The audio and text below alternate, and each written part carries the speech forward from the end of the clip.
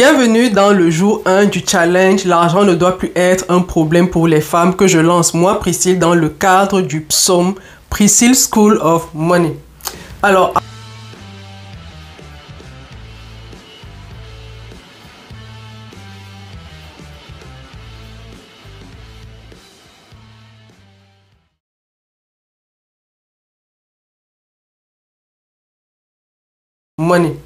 Alors, avant de poursuivre, j'aimerais vous dire que les 5 erreurs financières que je vais présenter dans cette vidéo et qui sont les 5 erreurs qui empêchent les femmes de s'enrichir au Canada, ce ne sont pas des erreurs que je présente pour juger qui que ce soit. Non. Vous savez, quand vous allez voir le médecin et que le médecin vous dit « vous souffrez de telle chose, vous souffrez de tel mal », c'est pas du jugement qu'il fait. Il fait vraiment son travail de médecin de poser un diagnostic. Donc, ensemble, on pose un diagnostic.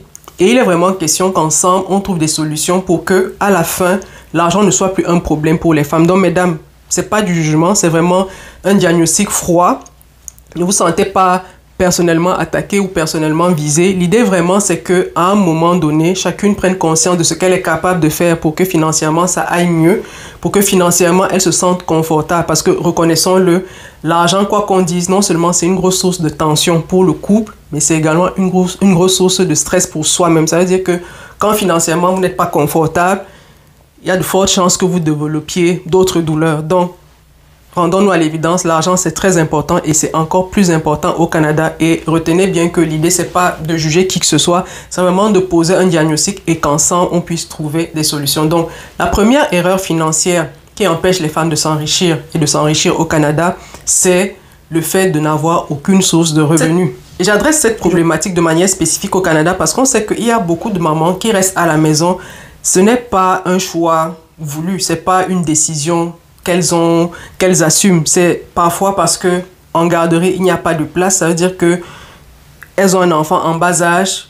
S'il n'y a pas de place en garderie, il y a quelqu'un qui est bien obligé de rester à la maison. Et très souvent, c'est monsieur qui va prendre sur lui d'aller chercher du travail et laisser madame à la maison. Donc, il y a ce point-là, le fait que madame n'ait pas une source de revenus. Et ça fait en sorte qu'elle est incapable de s'enrichir personnellement. On est d'accord que monsieur va chercher pour le couple, mais à la fin de la journée, la réalité, là, c'est que l'argent de monsieur, c'est pas sûr que ça permet de régler toutes les charges de la famille. Vous savez, en matière de finances, 2 valent mieux qu'un. C'est-à-dire que c'est mieux d'avoir 2 revenus plutôt qu'un, encore plus au Canada. Donc, mesdames, c'est pas du jugement. La première chose, le premier élément qui nous empêche très souvent de nous enrichir au Canada, c'est de ne pas avoir de source de revenus. La deuxième erreur financière que nous faisons et qui nous empêche de nous enrichir, c'est de laisser nos décisions être guidées par les émotions. Je ne sais pas si vous êtes déjà allé dans un centre commercial, vous étiez allé vous balader, juste faire un tour pour vous détendre et vous savez ce qu'on dit nous les femmes. Le shopping, ça permet de se détendre, d'acheter, ça déstresse. Et vous voyez un article que vous avez vu chez Telstar et vous dites « Ah, mais ça m'irait peut-être bien. » Vous voyez, c'est l'émotion qui vous pousse à acheter. C'est vrai qu'en règle générale, c'est les émotions qui nous poussent à acheter. Mais vous voyez, quand vous ne réfléchissez pas, quand vous êtes vraiment chaque fois tenté d'acheter sans réfléchir, sans vérifier que est-ce que vous pourrez supporter, est-ce que la carte de crédit, les limites de crédit et tout ça, est-ce que vous serez capable de rembourser? Vous achetez et financièrement, ça vous appauvrit. Pourquoi? Parce que ce ne sont pas des décisions que vous prenez la peine de penser. Ce ne sont pas des décisions que vous prenez la peine de mûrir. Ce ne sont pas des décisions sur lesquelles vous réfléchissez de manière posée avant de les implémenter. Donc, en plus de ne pas avoir une source de revenus qui vous permet de vous enrichir, le fait de prendre des décisions sur le coup des émotions, sur le coup de l'impulsivité, de faire vos dépenses sur le coup de l'impulsivité, ça également, c'est quelque chose qui contribue énormément à nous appauvrir, nous les femmes. La troisième erreur qui empêche les femmes de s'enrichir, c'est le fait qu'elles ne s'intéressent absolument pas aux finances personnelles. Je ne sais pas avec combien de femmes j'ai déjà discuté, mais quand je leur demande, est-ce que vous savez c'est quoi un CELI? Elles me disent, non, c'est mon mari qui gère ça. Vous savez c'est quoi un CELIA? Non, c'est mon mari qui s'occupe de ça. Vous savez c'est quoi le REE? Non, vraiment, les affaires d'argent, c'est mon mari qui s'en occupe. Et mesdames, s'il vous plaît, intéressez-vous à l'argent. Les femmes sont de bonnes gestionnaires en règle générale. Pourquoi vous laissez toujours les hommes porter toute la charge en ce qui concerne les finances? Je ne dis pas que c'est une mauvaise chose. Hein. Écoutez, chaque couple s'organise comme il peut, mais mettez un peu votre tête dans l'affaire. Essayez de comprendre. C'est quoi un CELI? C'est quoi un CELIAP? Est-ce que vous êtes sûr que votre époux sera toujours là? Imaginez votre époux est appelé à se déplacer à un moment donné, c'est-à-dire qu'il va peut-être au pays pour une certaine période, mettons 3 mois. Et à un moment, il y a un enjeu qu'il faut régler sur le compte CELI ou le compte CELIAP. Et c'est vous qui devez aller voir peut-être un gestionnaire ou bien il vous demande d'aller faire une transaction. Le gestionnaire va vous expliquer des choses. Si vous ne comprenez pas, le conseiller va vous expliquer des choses. Mais si vous ne comprenez pas, vous comprenez que ce sera un langage de sourd. Vous allez peut-être prendre une décision, mais c'est peut-être quand votre mari va revenir, quand vous posez la question, mais pourquoi tu as plutôt choisi cette option? Et vous allez dire, mais je ne comprenais même pas ce que le conseiller me disait. Il m'a expliqué des choses. Je pensais que c'était ça. Vous voyez, mesdames, s'il vous plaît, mettons nos têtes dans les affaires d'argent, dans les questions d'argent. Essayons de comprendre comment marche l'argent. Essayons de comprendre comment fonctionne l'argent. L'épargne, l'investissement au Canada, c'est quoi les comptes d'épargne libre d'impôt? C'est quoi les comptes d'épargne libre d'impôt pour l'achat de la première propriété? Comment ça fonctionne? Vous voyez, surprenez votre époux. Imaginez, vous êtes en train de discuter avec votre époux et il vous dit, tu sais, le REER permet de préparer sa retraite, de préparer ses vieux jours. C'est un compte dans lequel tu mets de l'argent, toi qui travailles. Donc, comme je travaille, je vais créer mon REER. Et vous dites à votre époux, même si je ne travaille pas, tu peux cotiser dans mon REER. Tu peux verser de l'argent dans mon REER. Fiscalement, ça a un gros avantage et tout. Vous savez comment votre époux va vous regarder, il va dire, mais toi, tu ne travailles pas, mais tu sais autant de choses. Qui t'a appris ça? Non, s'il vous plaît, mesdames, j'ai envie de vous dire que votre valeur, ça tient aussi dans ce que vous avez là-dedans. C'est-à-dire, faites vos recherches, surtout les mamans qui passent du temps à la maison. Si vous passez énormément de temps à la maison, faites des recherches sur tout ce qui concerne les finances. C'est-à-dire que votre époux, si c'est lui qui travaille, si vous êtes appelé à rester à la maison le plus clair du temps, surprenez votre époux.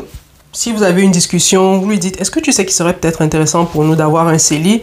Voilà les avantages du CELI. Ouais, l'époux, lui, quand il rentre le soir, il est tellement fatigué que les questions d'argent, si vous pouvez lui faciliter la vie à ce niveau-là, ce serait une très bonne chose. Et pour les personnes qui vivent seules, les mamans solo, parce que je sais qu'il y a beaucoup de mamans qui sont des mamans solo, ça également, c'est des sujets qui vous intéressent plus que toute autre chose. Ça veut dire que la manière dont vous gérez votre argent, ça repose entièrement sur vos épaules. Donc, intéressez-vous vraiment aux questions d'argent. Intéressez-vous vraiment à toutes ces questions-là, aux questions de finances personnelles. Ne laissez pas que ce soit ne faites pas en sorte que ce soit vos erreurs qui vous apprennent. C'est-à-dire, n'apprenez pas de vos erreurs. Prenez de l'avance. C'est-à-dire que n'attendez pas de faire une erreur financière pour dire « Ah, mais donc, c'est comme ça que ça marche. » Vous avez la possibilité de prévenir certaines erreurs financières, de prendre de l'avance. Donc, intéressez-vous aux questions de finances personnelles, c'est très très important. La quatrième raison, la quatrième erreur qui empêche les femmes de s'enrichir, c'est le mindset. Le mindset, j'aurais dû commencer par là.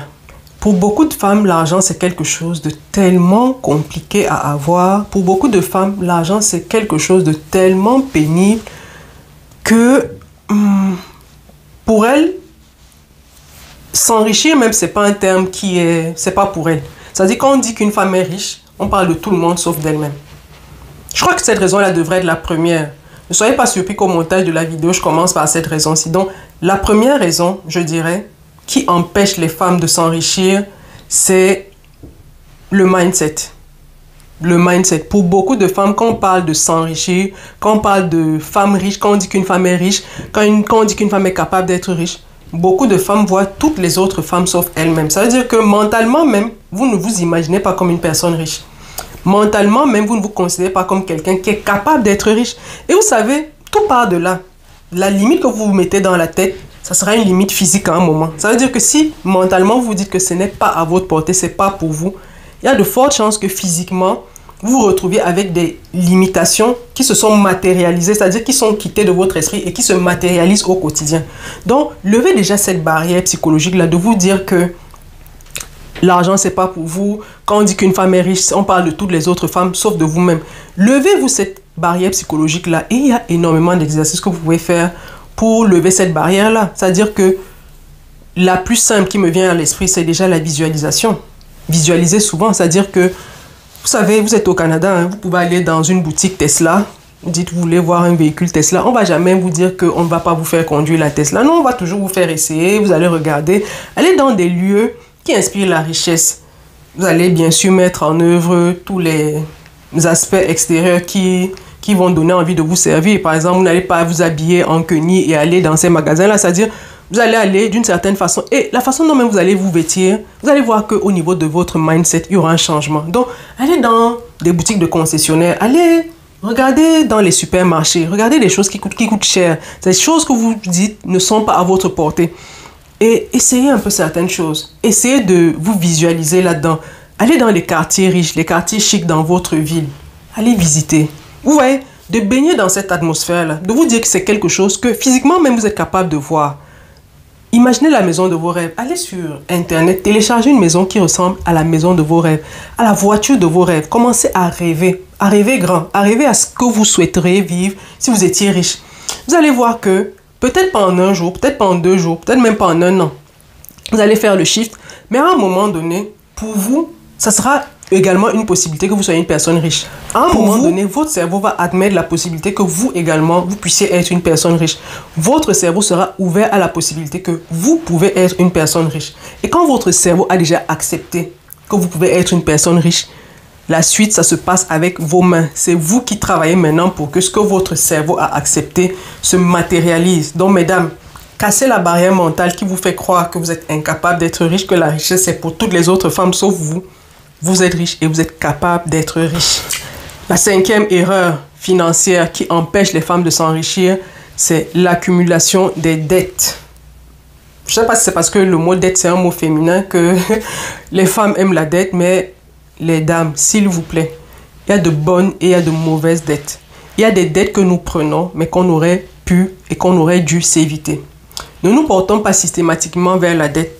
On est en Amérique du Nord, je suis d'accord que c'est un pays qui encourage la dette, l'endettement, qui a une relation particulière avec le crédit, mais toute proportion gardée, il faut savoir à quoi sert cette dette-là. Comme je le dis, il y a de bonnes dettes, il y a de mauvaises dettes. Il y a des dettes qui vous permettent de vous enrichir. Vous voyez, il y a des cartes de crédit, quand vous les utilisez bien, vous pouvez vous enrichir avec une carte de crédit. Par contre, si vous utilisez mal une carte de crédit, c'est une dette également. Ça sera une mauvaise dette dans le sens où à la fin de la journée, elle ne vous rapporte pas plus. Ça veut dire qu'elle vous coûte plus qu'elle ne vous rapporte. Donc, s'il vous plaît, mesdames, apprenez à utiliser des dettes comme un levier pour vous enrichir. Vous avez la possibilité d'avoir des cartes de crédit. Ça veut dire qu'en termes de financement, si vous avez des idées de business, si vous avez des idées d'affaires, si vous avez des projets que vous voulez mettre sur pied, si vous avez des projets que vous voulez mettre sur pied, voilà des leviers que vous pouvez activer. Donc, s'il vous plaît, mesdames, fuyez les mauvaises dettes. Et l'astuce pour savoir qu'une dette est mauvaise, elle est vraiment simple. Au moment de contracter cette dette-là, posez-vous la question. Est-ce que cette dette m'enrichit ou alors est-ce qu'elle m'appauvrit? Est-ce que cette dette-là me coûte plus qu'elle ne me rapporte? Je suis d'accord qu'il est possible de remettre 2 cartes de crédit de 2000 $ à 2 personnes et à la fin de l'année, l'une d'elles a transformé la carte de crédit de 2000 $ en un projet qui est rentable, tandis que l'autre a uniquement utilisé cette carte de crédit-là pour des besoins de consommation. Ça veut dire que vous êtes dans un pays où il y a des possibilités de financement, mais ne vous limitez pas à l'objet qui est attaché à ce qu'on vous donne comme financement. Ça veut dire que c'est pas parce qu'on dit que c'est une carte de crédit que tout ce que vous allez faire avec cette carte de crédit-là, ça doit être de la consommer pour rembourser.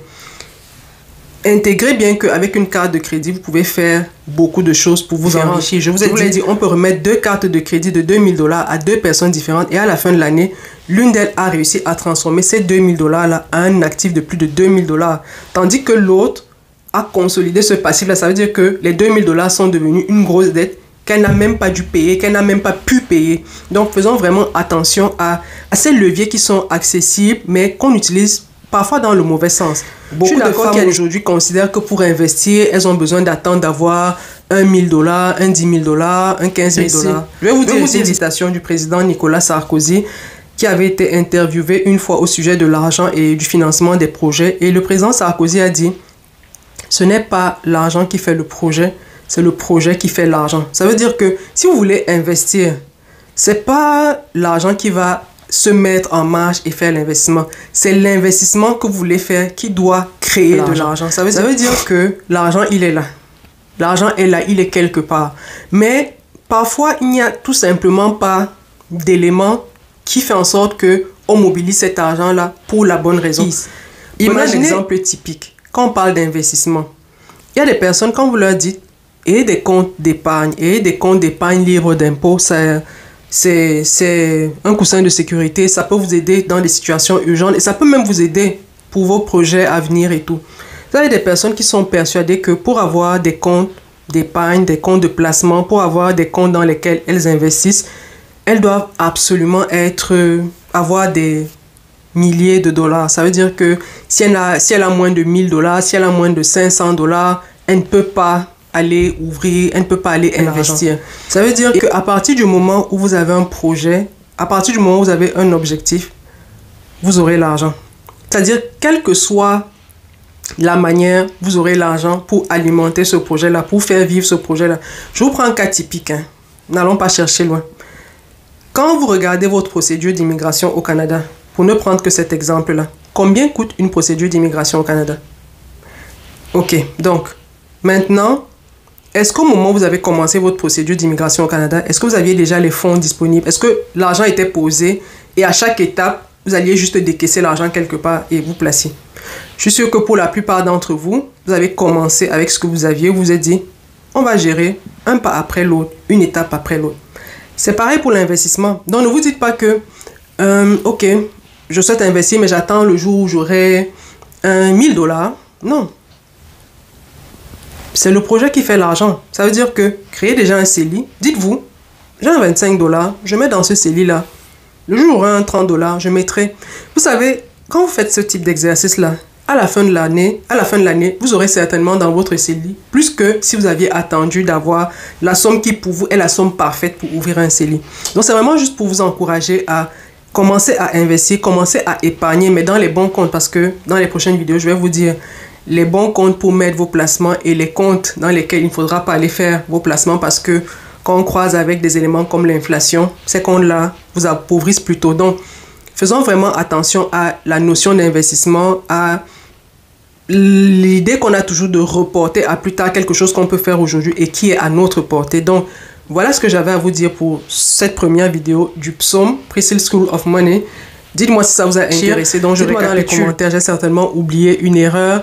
Dites-moi dans les commentaires, dites-nous dans les commentaires quelles sont les erreurs que j'ai omises. Et je vous dis à bientôt pour la prochaine vidéo du challenge. Toute la documentation pour poursuivre ce challenge, est dans la description de la vidéo. Je vous dis à bientôt. Prenez soin de vous. Bye bye.